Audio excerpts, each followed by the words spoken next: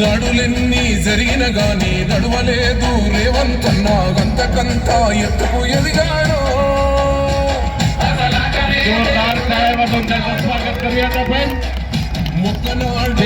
विधानसभा क्षेत्राचे उमेदवार सन्माननीय माणिकरावजी ठाकरे साहेब यांच्या प्रचारार्थ तेलंगणा राज्याचे मुख्यमंत्री सन्माननीय रेवंत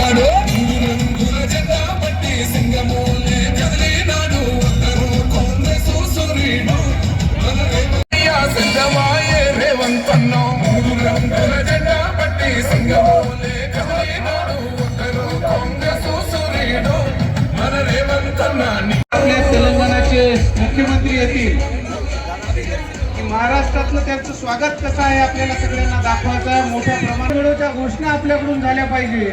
महाराष्ट्रातलं त्यांचं स्वागत जे आहे ते फार मोठं आणि उत्साहात झालं पाहिजे याची सगळ्यांनी काळजी घ्या. कृपा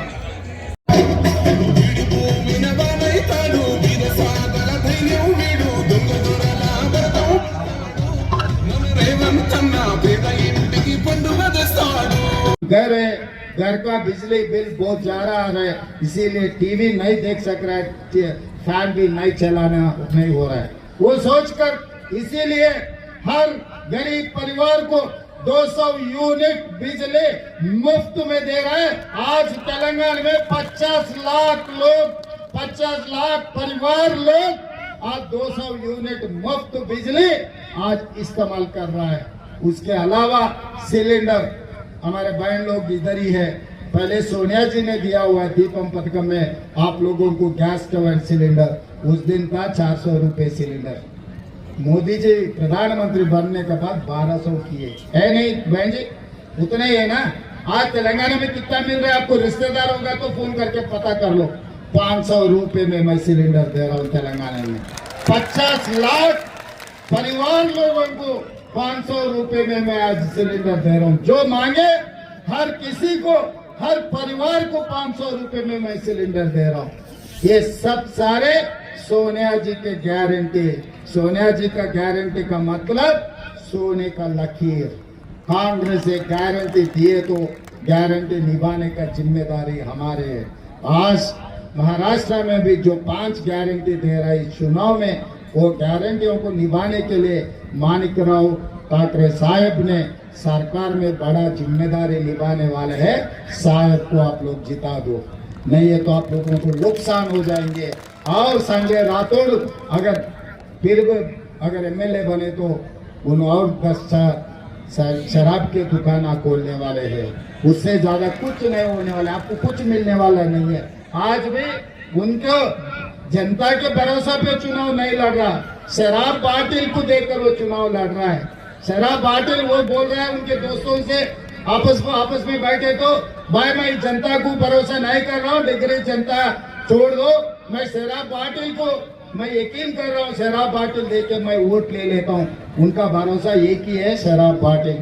इसीलिए आज मैं खासकर पवन जी, एक मिनट, पवन जी का जिम्मेदारी है माणिकराव ठाकरे साहब को साथ में रहकर खड़ा रहकर जिताना है. संजय देशमुख को 6 असेंबली उनका पार्लियामेंट क्षेत्र में हर एरिया में उनका काम है, उनका मेहनत है. मैं आने से पहले वेरीफाई कर ले तो संजय देशमुख अगर चाहे तो इससे पहले थोड़ा 19-20 था, अभी पूरा पानी दूध के जैसा मिल गए ठाकरे साहब और संजय देशमुख ने. अभी कोई चिंता करने का नहीं है. आगे माणिकराव ठाकरे साहब ने यहाँ पर विधानसभा के अब बना दो, आप विधानसभा मेंबर बना दो. आगे सरकार में बड़ा जिम्मेदारी निभाने का वो जिम्मेदारी मैं लूंगा. मैं राहुल गांधी जी से, मल्लिकार्जुन खड़गे जी से, उद्धव ठाकरे जी से, शरद पवार जी से मैं उन लोगों से बात कर लेता हूं, क्योंकि दिग्रास ये असेंबली अभी आगे तरक्की करने का है. क्योंकि आप लोग अगर फिर शराब के बाटल में शराबी के बात सुनकर कुछ भी गलती किए, आगे अपने नुकसान कोई भी अपने को नुकसान से नहीं बचा सकते. इसीलिए आप लोगों से मैं तेलंगाना से, बगल के राज्य से इधर आया हूँ. आप माणिकराव ठाकरे साहब को वोट दिए तो वो विधानसभा मेंबर बनेगा, वो भी आपके सेवा में लग जाएंगे। दूसरे आपको बोनस मिलने वाले हैं, दूसरे सेवक तेलंगाना मुख्यमंत्री, एक वोट दो दो सेवक आप लोग को मिलने वाले हैं। एक सेवक है माणिकराव ठाकरे साहब ने, दूसरे सेवक है तेलंगाना मुख्यमंत्री रेवंत रेड्डी आपकी सेवा में लग जाएंगे। दिग्राज में जब भी जरूरत पड़े एक आवाज दिए तो मैं आऊंगा। यहाँ से कोई भी तेलंगाना राज्य में आए, हैदराबाद शहर में है, आपके मदद करने के लिए मैं हाजिर होऊंगा। आप लोगों से एक ही वादा लेना चाहता हूँ। मैं ऊपर से हेलीकॉप्टर से देखा माणिकराव ठाकरे साहब का जीत तय हो गए। मैं जीत अकेले बस नहीं है, 50,000 के ऊपर मेजॉरिटी आना है। देंगे 50,000 50,000 50,000 50,000 50,000 जो 50,000 मेजॉरिटी देने वाले हाथ उठा दो। एक हाथ रहा तो एक, दूसरे रहा तो दूसरे भी उठा दो। जय कांग्रेस, जय जय कांग्रेस। आवाज दिल्ली तक पहुंचना, जय कांग्रेस। धन्यवाद मित्रों। आज के तारीख में विधानसभा मेंबर या लोकसभा मेंबर नहीं, ग्राम पंचायत का सरपंच बनना बोले तो भी बहुत सारे मेहनत करना, बड़े बड़े नेता लोगों का आशीर्वाद की जरूरत रहता है। मगर आपके बगल से लोग ये मत समझो मैं दिल्ली से आया, मैं तो उत्तर प्रदेश मध्य प्रदेश से आया, नहीं।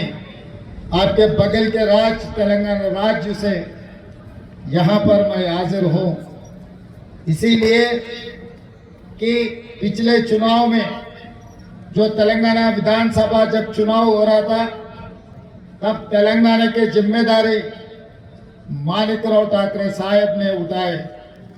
उन्होंने उनके घर में 1.5 साल, उनके गांव में 1.5 साल में बहुत कम दिन उन घर पे या उनके गांव में रहा।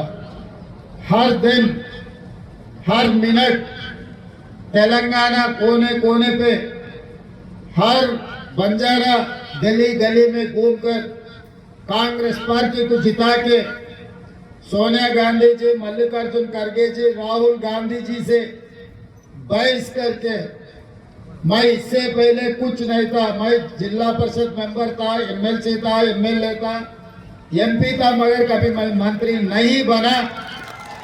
फिर भी माणिकराव ठाकरे साहब ने दिल्ली हमारे बड़े बड़े नेताओं से बहस करके मैं इनको मुख्यमंत्री बना दूं। ये पार्टी कार्यकर्ताओं के लिए मेहनत करने वाले हैं, इनको ये जिम्मेदारी दो। उनका जिम्मेदारी मेरी जिम्मेदारी है, वो गलती नहीं करेगा बोल के जिम्मेदारी ने माणिकराव ठाकरे साहब ने उठाया।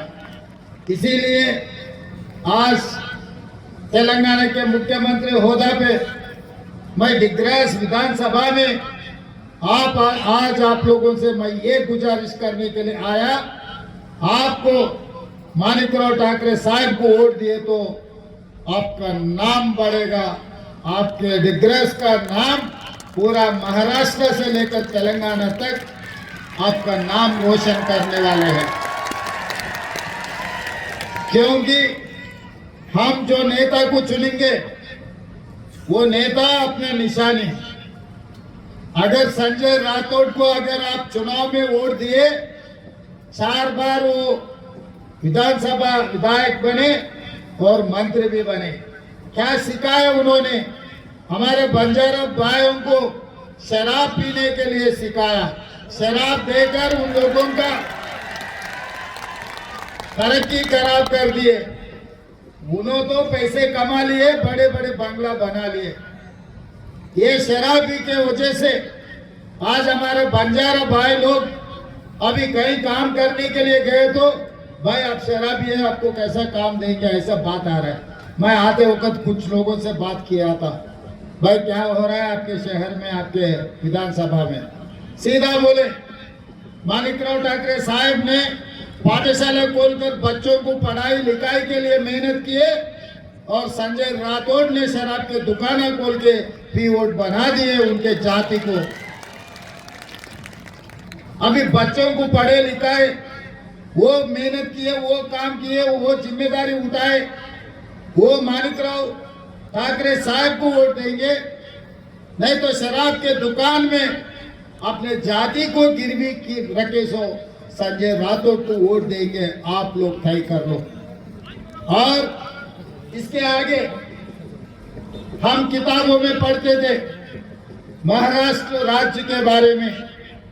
हिंदुस्तान में सबसे बड़ा राज्य उत्तर प्रदेश रहा तो दूसरे राज्य महाराष्ट्र। और इस देश में जो पैसे कमा के दिल्ली को भेजने में जो industries number 1 in India, financial capital number 1 in India, इस देश में हर राज्य से ज्यादा पैसे इनकम टैक्स पे करने वाले महाराष्ट्र राज्य ने। हम किताबों में पढ़ते थे जब हम स्कूल को जा रहे तब महाराष्ट्र का मतलब छत्रपति शिवाजी महाराज के नाम सुने और डॉक्टर बाबा साहेब अम्बेडकर जो आज अपना पूरा कॉन्स्टिट्यूशन अपने को जो दिए, संविधान जो दिए, वो महाराष्ट्र राज्य से वो बड़ा बनकर देश को संविधान ने दिया। ये किताबों में हम पढ़ते थे। ये महाराष्ट्र धरती वीरों का धरती है। अच्छा देश आगे बढ़ाने के लिए जो मेहनत किए, जो शहीद हुए, उनकी धरती है ये महाराष्ट्र धरती। उसके बाद हमने सुना, हमने पढ़ा, हमने टीवी में देखे बाला साहेब ठाकरे के बारे में। कभी भी राजनीति का चर्चा आएंगे, इस देश का प्रधानमंत्री कोई भी हो, बाला साहेब के बात सुनना ही पड़ता था। बाला साहेब का मतलब एक शक्ति, छत्रपति शिवाजी महाराज के वारिस, वो वारिस ने महाराष्ट्र का नाम रोशन किया। और शरद पवार 35 साल में मुख्यमंत्री बने, 50 साल के ऊपर ये देश के लिए सेवा कर रहा है, राजनीति में एक दिन भी नहीं हारा। मगर आज मैं याद दिलाना चाहता हूं, जो बाला साहेब ठाकरे ने जिनको मंत्री बनाया, पहले वो ऑटो चलाता था, ऑटो चलाने वाले को विधायक बनाए, उनको मंत्री बनाए, वो एकनाथ शिंदे आज उद्धव ठाकरे साहब को चूरा भोंककर कोवर्त बनकर गुजरात वाले का गुलाम बन गए। और शरद पवार ने अपनी बेटी को मंत्री नहीं बनाए, उनके भाई का लड़का अजित पवार को मंत्री बनाए, उप मुख्यमंत्री बनाए। मगर अजित पवार ने क्या किया, अपने चाचा को धोखा देकर पीठ में चूरा भोंककर वो भी गुजरात के गुलाम बन गए। ये ऐसा नौबत कभी सोचे क्या आप लोग? हम तो नहीं सोचे। महाराष्ट्र बोले तो ये किसानों का अड्डा है, महाराष्ट्र बोले तो ये इंडस्ट्रियल एक अड्डा है, मगर आज धोखेबाजों का, कोवर्तों का अड्डा हो गए। आज अगर एकनाथ शिंदे, अगर अजित पवार ऐसे लोग फिर दोबारा नेता बनकर महाराष्ट्र में सरकार बनाए तो पूरा देश में, हिंदुस्तान में, पूरे दुनिया में महाराष्ट्र का मतलब ये कोवर्त का धोखा देने वाले का नाम सुनना पड़ता। आप लोग बर्दाश्त करते क्या ये नाम को? आप लोग सोचो। इसीलिए आज छत्रपति शिवाजी महाराज के वारिसों को मैं पूछ रहा हूँ, बाला साहब ठाकरे वारिसों को मैं पूछ रहा हूँ, शिव सैनिकों को मैं आज पूछ रहा हूँ, आप बदला लेने का वक्त आए। आप लोगों के हाथ में है आज ये डिग्रास का एमएलए कौन बनना, कौन नहीं बनना। मैं ये कुछ पवन जी, पहले आपको टिकट मिला हमें पता है, मगर आप पार्टी के लाइन पे नेता के आदेश के ऊपर माणिकराव ठाकरे साहब को आप मदद दे रहा है। मैं को एक ये आपको धन्यवाद कहना चाहता हूँ। आगे आपके पॉलिटिकल कैरियर का जिम्मेदारी मैं लूंगा। आपके संजय देशमुख लेने वाले हैं, माणिकराव ठाकरे साहब का जिम्मेदारी है। उनके लिए मैं मुंबई जाऊंगा, मैं बात करूंगा उद्धव ठाकरे साहब से, हमारे पार्टी से, राहुल गांधी जी से, क्योंकि आज बहुत जरूरत की बात है। ये चुनाव किसी हाल महाविकास गठबंधन जीतना है। अगर नहीं जीते तो आगे महाराष्ट्र का नाम कोई बोलने वाले भी नहीं रहेगा, क्योंकि धारावी को कब्जा करने के लिए गुजरात से लोग तैयार हैं। आज आप महाराष्ट्र को लूटने के लिए 2 लोग तैयार होकर गुजरात से निकला, अहमदाबाद सूरत से, एक अदानी दूसरे प्रधानी। जब तक उद्धव ठाकरे जी, माणिकराव ठाकरे जी अगर सरकार में रहा तो वो धारावी को लूट नहीं सकते, धारावी झोपड़ी पट्टियों को खाली नहीं करवा सकते, वहां पर उन लोगों को कदम नहीं रख सकते। इसीलिए आज शिवसेना महाविकास गठबंधन को हटा देके, धोखा देके आज एकनाथ शिंदे को मुख्यमंत्री बनाए, अजित पवार को उप मुख्यमंत्री बनाए, क्योंकि उन लोगों को लूटने का इरादा है, उन लोगों को धारावी को कब्जा करने का इरादा है, उन लोगों को मुंबई में जो इंडस्ट्रियल डेवलपमेंट है ये पूरा गुजरात को लेके जाने का जिम्मेदारी है। वो बात गुजरात को लेकर जाने के लिए वो लोग कोशिश कर रहा है। ये 2 साल में 17 बड़े बड़े फैक्ट्रियां महाराष्ट्र में इन्वेस्टमेंट करने के लिए, पैसे लगाने के लिए इधर आए तो प्रधानमंत्री ऑफिस से उन लोगों को धमका कर, डरा कर उन लोगों को गुजरात को लेकर गए। आज मैं महाराष्ट्र नौजवानों से मैं पूछना चाहता हूँ, आप पढ़े लिखे हुए, आप डॉक्टर इंजीनियर है, आप लोगों को नौकरी नहीं मिले तो यहाँ पर इंडस्ट्रियल डेवलपमेंट नहीं आए तो आप लोगों को नौकरी कैसा मिलेंगे? आपको जो इन्वेस्टमेंट आ रहा है वो इन्वेस्टमेंट गुजरात लेकर जा रहा है नरेंद्र मोदी जी ने। उनके गुलाम बनकर एकनाथ शिंदे, अजित पवार ने काम कर रहा है। महाराष्ट्र के लिए ये तो काम नहीं कर रहा है, गुजरात के गुलाम बनकर काम कर रहे हैं। आप लोग सोचो। और दूसरी बात रहा गारंटीज के बारे में बार बार बोल रहे हैं। मैं आज सीधा दिग्रास विधानसभा से मैं सवाल करूंगा, मैं तैयार हूं मुंबई या दिल्ली कहीं पर बहस करने के लिए। प्रधानमंत्री के ऑफिस से, दफ्तर से कौन आएंगे? एकनाथ शिंदे आएंगे, नहीं तो अजित पवार आएंगे, फडणवीस आएंगे, कोई भी आने दो। मुकाबला करने के लिए, बहस करने के लिए मैं तैयार हूं, क्योंकि तेलंगाना किसानों का अड्डा है, जैसा महाराष्ट्र भी एक किसानों का है। यहाँ पर हिंदुस्तान में सबसे ज्यादा किसानों का खुदकुशी हो जा रहे। यही एक साल में 20,000 किसान लोग खुदकुशी कर लिए, क्योंकि उनके कर्जा माफी नहीं किए, उनके फसल को कोई सही दाम नहीं मिल रहा है। इसीलिए तेलंगाना में ये सोचकर किसानों के लिए, किसानों को भला करने के लिए 2 लाख कर्जा माफी करने के लिए 6 गारंटी में पहला गारंटी हम लोग किसानों को दिया हुआ है।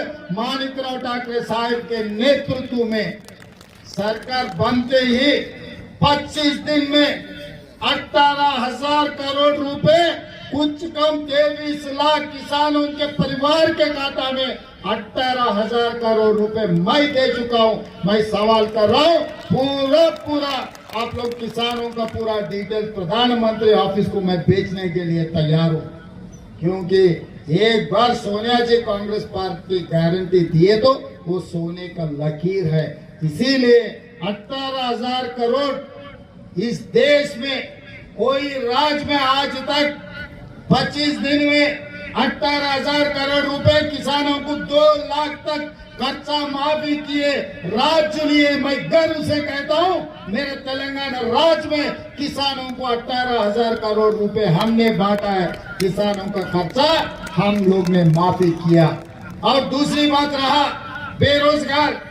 बेरोजगार के बारे में मोदी जी ने ये कहा, हर साल 2 करोड़ नौकरी देने के लिए वादा किया 2014 में।